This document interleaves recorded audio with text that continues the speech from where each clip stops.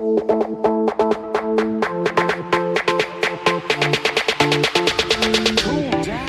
bumper cover is removed. We're going to trim the sheet metal that needs to be trimmed. So we will leave this tab. We're going to cut this tab off, and we're going to kind of nip this corner out of there. Okay, 10 snips works well. You will want to touch up any of your fresh cuts with a fresh coat of paint. We're going to go roughly an inch, inch and a quarter back here.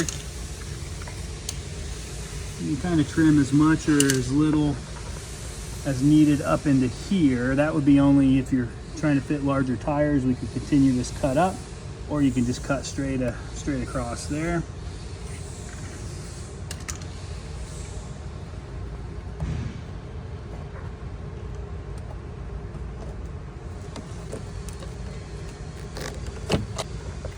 All right, you can see about what I cut out of there. We'll do that on the kind of the same on the other side, and then you will want to take a hammer and just fold that edge over, make sure you don't have a sharp edge sticking out into your wheel arch.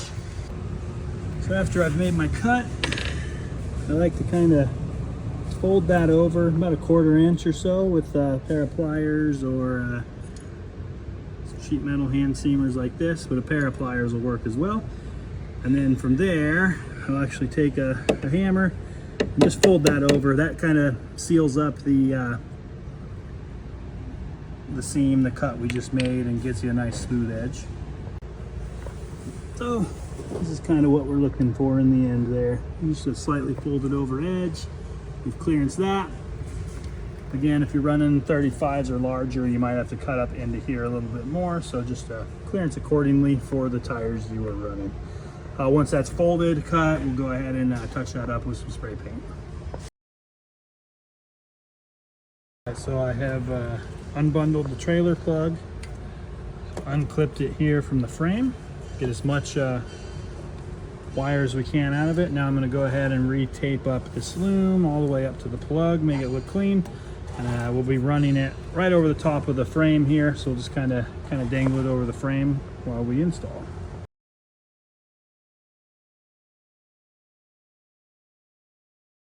All right, some of the newer year 4Runners will have this antenna here. So for now, we will just take it loose,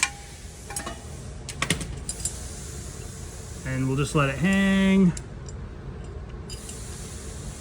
I like to take the bolt and just restart it up underneath there so we don't lose it.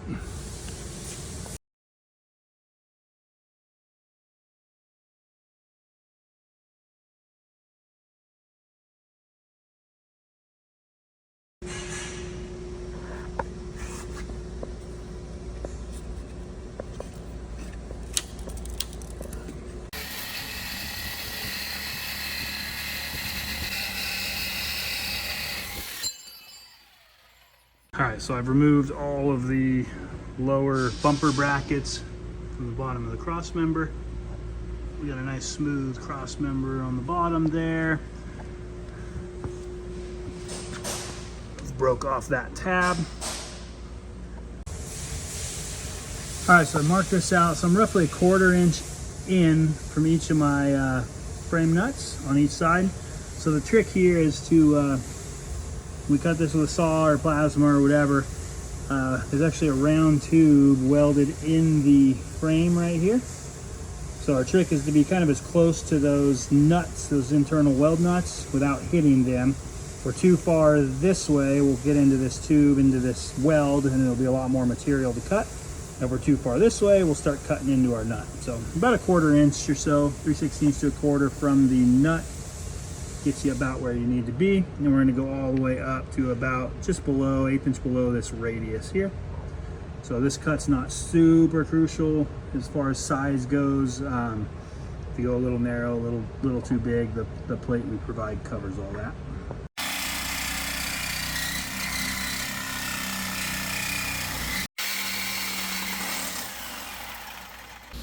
Oh yeah.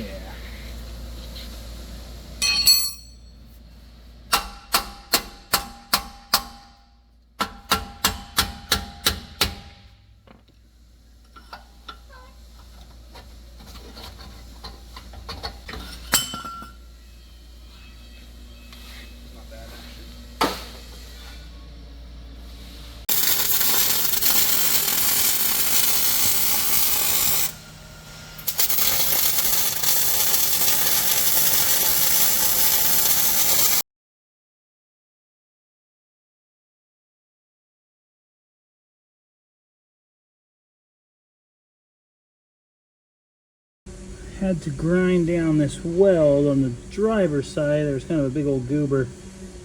So we do need to make sure that frame's fairly flat where the wing stiffener bolts up.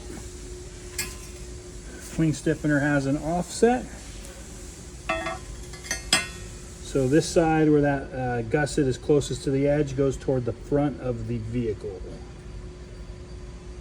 So we're going to go ahead and bolt this stiffener on with those 3 lower M8 bolts on each side.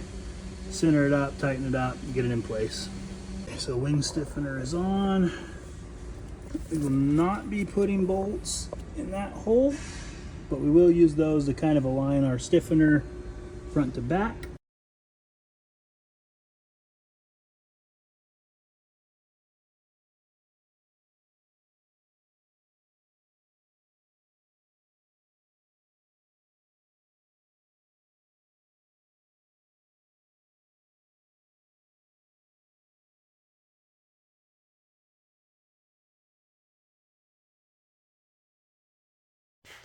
All right, so we've obviously removed all the plastic, removed the mud flaps. I prepped the Crossmember. This one it did get the weld-in hitch, so we'll detail that elsewhere. But if you don't have the weld-in hitch, obviously you won't have all this bracketry. But I've cut the hoops off. That will be done on any bumper, any hitch option. We've removed everything off the bottom and the back of the Crossmember. So there's some sheet metal bracketry that the trailer plug, everything bolts into. I've removed the keyless entry antenna. We'll just leave that hanging right now. We'll walk over here. So basically the trimming we've done is we've cut out this corner. So this normally comes down here. I've went up a little further just to allow for larger tires. You can actually cut more out of here if need be, depending on the tires. I like to fold this lip over toward the back of the vehicle slightly. That helps seal the cut up and just helps the water or mud drain out of the back, and you don't add a rust pocket. And then I've touched that up. I've cut a little tab off right here as well, so we're nice and smooth across the bottom. For the wing stiffeners, I've gone ahead and installed those. So you can see here we've got a slight taper on this end, and we got a hole that lines up with the frame. We're not actually using that hole for anything other than lining up the wing stiffener, but this taper will point toward the back of the vehicle. These brackets are left and right. They will only install on the side that they go on, but I went ahead and tightened it up with these bolts here. One thing to note is on this vehicle, this weld had a pretty good kind of a booger on it underneath this bracket, so I did actually have to grind that weld down so this bracket set nice and flat. So definitely something to watch for. As we move around underneath, we've installed the top clamp bracket. So you'll see there's a larger portion toward the rear of the vehicle. The smaller portion goes toward the front of the vehicle. And that keys into these little tabs. And then you got your 5/16 bolts. So that clamps it nice and tight to the frame. So yeah, with that, we're actually ready to start slipping the bumper on. One thing to note here is the spacer setup. So these spacers here will be different for every hitch option. So with the weld-in hitch, we're going to have a full single spacer. With the OEM hitch, we're actually going to have, I believe, a full spacer and a half spacer. And then, I'm trying to think on the other hitch. With no hitch, I think we're going to run two full spacers. So I'm going to go ahead and grab a couple of the M8s. But one trick I want to show is these washers actually have they're pressed or stamped. So one side's kind of sharp, one side's smooth. I like to put the smooth side in contact with the bumper so it doesn't chew the powder coating up. So I'm going to grab a couple of these. I've installed my spacer for this application. I went ahead and just put those bolts in there. Just a few threads, that'll help kind of hold the bumper in place, give you something to slide against. All right, so trailer plug. So we are relocating this into the bumper. What I've done, there's some extra wire bundled up in here. So I've undone the electrical tape, pulled out as much wire as I can. That gave me a few inches there. Remove these clips off the frame and just kind of pulled it out as far as it will go. This will give you just enough. So as we slip the wing in place, you're going to want to kind of route the wires right here for now, and then just make sure we're not pinching it as we put the wing in. And then we will go ahead and slip our wing in place.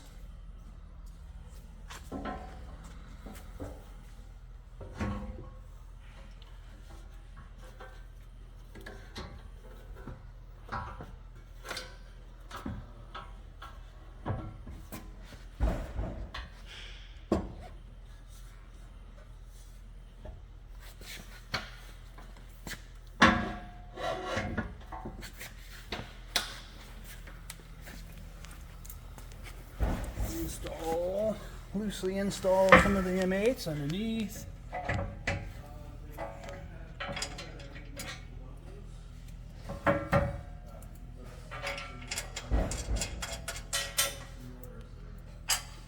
And we will leave all that loose for now. However, these wing stiffeners are already tightened from a previous step.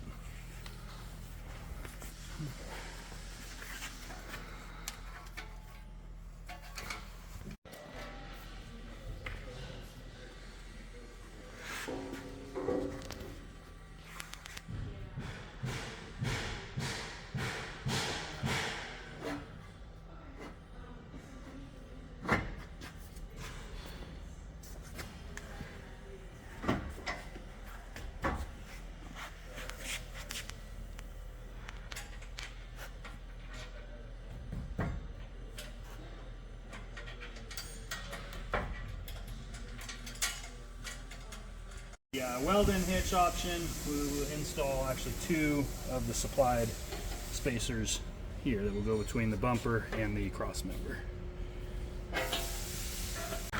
Alright, so we've got the bumper in place, got all of our bolts started. We've already tightened most of them by hand, so we'll just kind of run through the torque specs. I've got everything aligned. I've already done my final cut on this side. We'll show you how to do the final cut on the other side as well. But M8 bolts underneath, you're going to torque these guys to about 25 foot-pounds. These M12s here, we're going to go about 70. All M8s will be the 25 foot-pounds. M12s around the hitch. So basically, this process will be the same for all hitch options. So we're going to put the hitch cover plate over. We're going to get these 4 in the face tightened first. But while we're tightening those, we want to make sure our bumper is pushed all the way down up against the cross member. So put your hand on there, push it down, make sure we're seated, get these guys tight. Those will be about 70 foot-pounds, along with the bottom ones here, 70 foot-pounds. The grade 8 half-inch bolts will be about 90 foot-pounds. And then we also have a nut plate I want to show. So these guys here, we'll actually insert. So we've got an access hole here. We've got the little square hole there. That's what this tab will drop into. So just going to put it in, drop the little tab into that hole. Use the M8.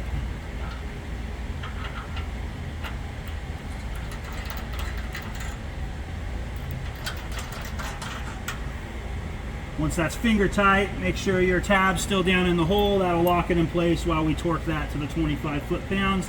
And then we would repeat that same step on the other side. And go through everything once more, make sure it's all tight, you're good to go. All right, so I'm gonna go ahead and reinstall this bracket. The bolt, I'm just gonna get it started, a couple threads, we don't need to tighten it yet. It will contact the bumper here. So simply going to reinstall that, slightly tighten the bolt, and then I'm just going to grab this bracket. See if I can do it here with one hand and just bend it out of the way. Doesn't take much force.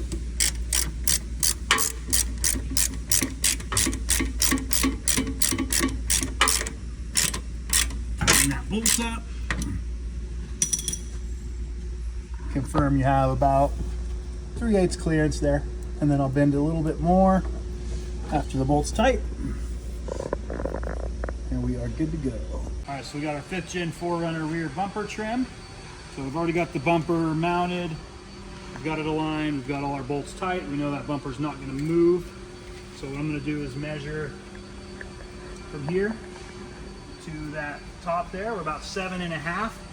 I'm going to go an 1/8 shorter, so I'm going to go 7 3/8. That gives us room to do our final trim. Again, this measurement could vary, so definitely double check it on your vehicle. So I'm going to take that measurement now, transfer it over to here. 7 3/8. And we're going to take this cut template. This will work on either side.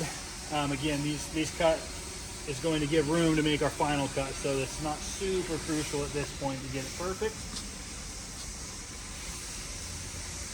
So I'm mainly going to be focusing on this corner here, making sure we're pretty lined up with our paper template. And I'm going to go ahead and mark my angle. I'm going to mark the top of my angle. I'm going to do a small corner there. Now we'll take a piece of masking tape, connect the dots.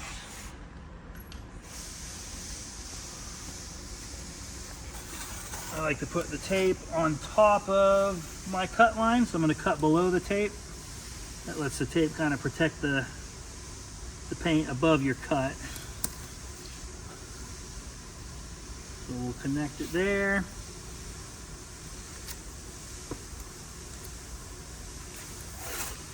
And then over here, we're really just going to eyeball it straight with this line here.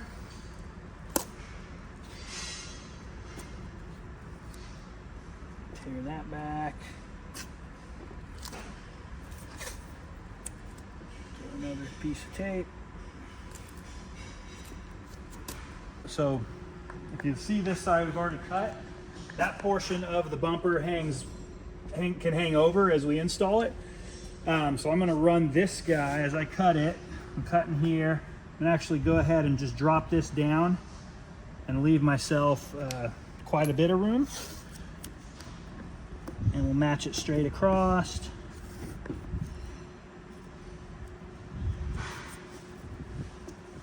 That way, once I get the this trim, get the plastic up there, I have room to just mark my final trim along with that the bumper to make it match there.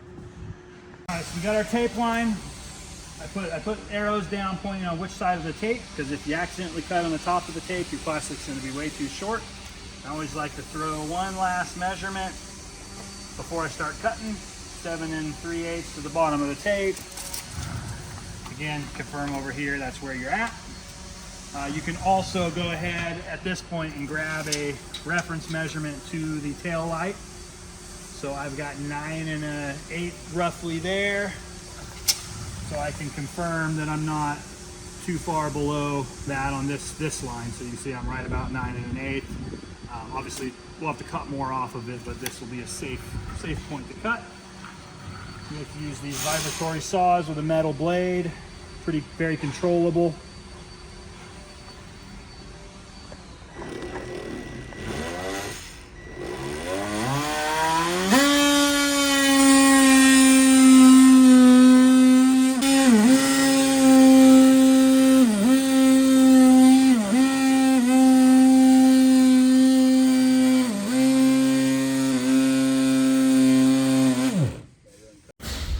All right, so we've done our rough cut here. You can see we've left about an 1/8 inch to a quarter. We've taken our measurements, we've used the cut template, I've snapped that piece back in. So now we're ready to make our final cut. The weather stripping that we provide, you'll want about a 1/2 inch gap from the bumper to your final cut. You can do that several different ways. You can use a ruler, a tape measure. We can measure a 1/2 inch, make a bunch of dots at a 1/2 inch, use tape to connect those dots. What I'm going to do here is actually use a washer or something similar. So this is right at, if I run the ink mark, that's right at a 1/2 inch there as I roll it across. So if you got something like that, you could do that as well. I've shoved a towel in the plastic here just to hold it a little solid while I'm marking it. Otherwise that's pretty flappy. So let me scoot over, switch spots here. So I'm just going to actually roll this thing along here. I'm going to skip over that edge. You don't necessarily have to roll it if you got a good point to slide on there.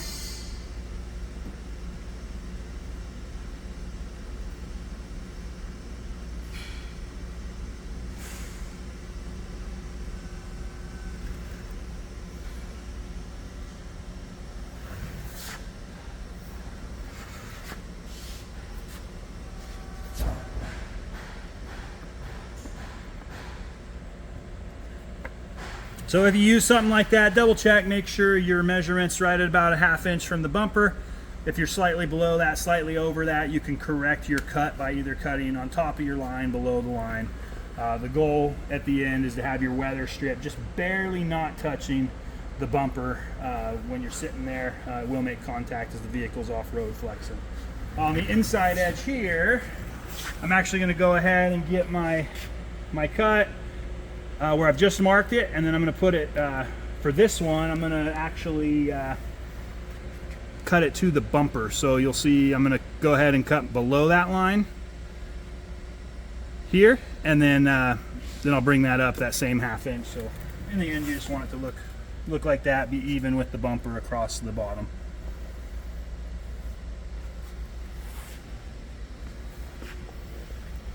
So you can see we are making contact in certain areas around the corners, but we're not tight against the bumper with that weather strip. So that's what you're going for in the end. All right, so our tool of choice for the final trim is just a pair of good Weiss tin snips. So you can get those, they're about 20 bucks a piece. They got reds and greens for different directions. Super controllable. You can use other methods, but you're not going to mess your final cut up with a pair of these guys.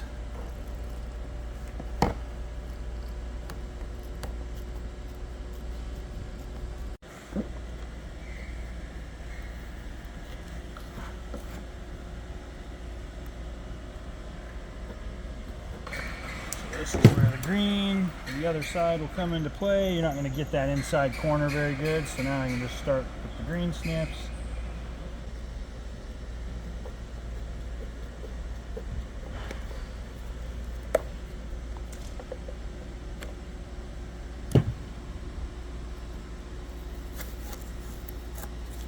And those snips come in handy for cutting the provided weather strip as well. All right, we've got a couple tips on getting this weather strip on and getting it around the corners here. It can be pretty tight, but I'll start on the wheel arch side. So as we get around to here, we kind of got our first corner. I like to get my finger in there and open up the channel there a little bit so it goes around that corner easier.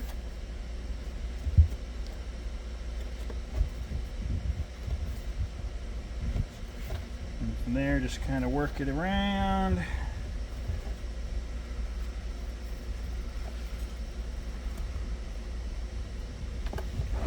So roughly, without making any cuts, you can get about a 45-degree turn without trimming and cutting it around that corner. So we'll go ahead and just kind of work it around that.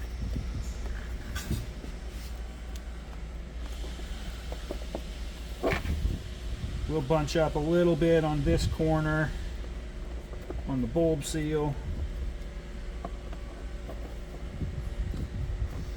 And you want to make sure we're fully seated before you get too far around that corner, otherwise you won't be able to get it in there after the rest of it's on.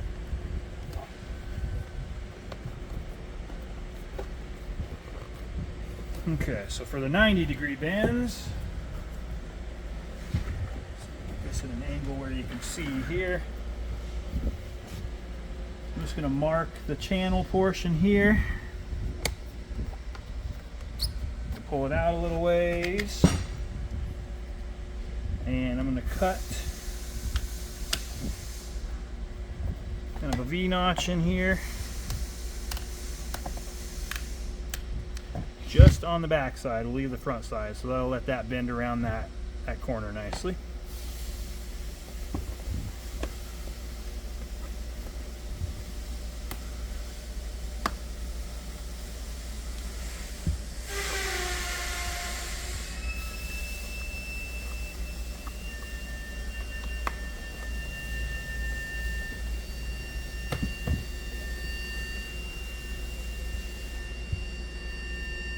Once you get to the end, you can mark it and cut any excess weather strip off with those snips.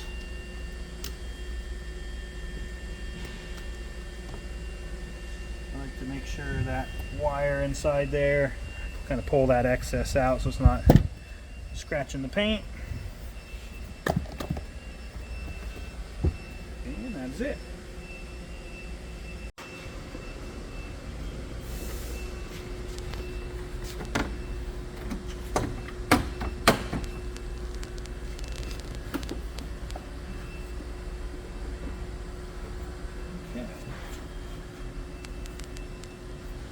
So we should go over that mud flap trim. Alright, so real quick, we're just going to go over, pretty simple, but we can actually save the factory mud flaps. We're going to trim these out to kind of cover this gap inside the wheel arch. If you're running large tires, some 35s, these may not clear. You might have to leave that open, trim some sheet metal back behind there. But for 34s and under, some 35s, you will be able to run this mud flap. So I'm simply just going to hold it up in the factory location, match the holes up where it would typically bolt on. Take a Sharpie. We're going to mark just underneath the bumper. We're going to mark around here as well. And we will use the pin snips to cut that. So you will also note, once we cut this, we're going to actually cut this little web out of there as well. So I'll go ahead and cut it first. And I'm going to go just inside my line here because we don't really want that hanging down below the bumper.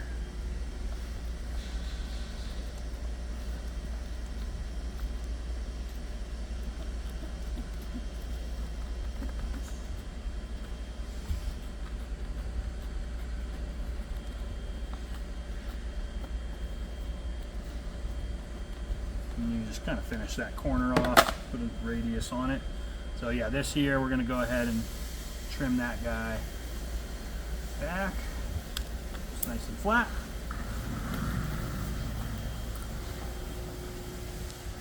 Hold it back up, make sure you're happy with the cut. And the goal here, ideally, once we tighten all these bolts back up, we will be just shy of touching the bumper.